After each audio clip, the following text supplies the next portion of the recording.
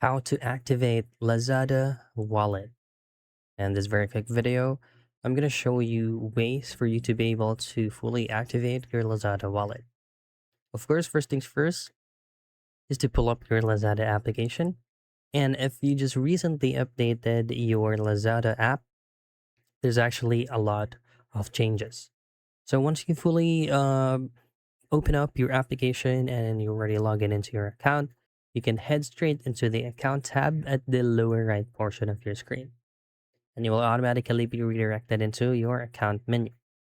From here, scroll down, and then you can choose on My Channels and then choose on View All Channels.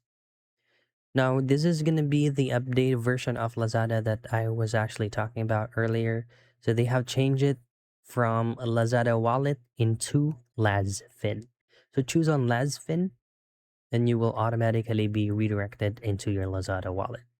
Now tap on Activate, and from here, input your phone number that you use to verify your Lazada account so that you will be receiving a code or a one-time password. Input it here, follow on-screen prompts, and then it will or it should be activated. And that's it.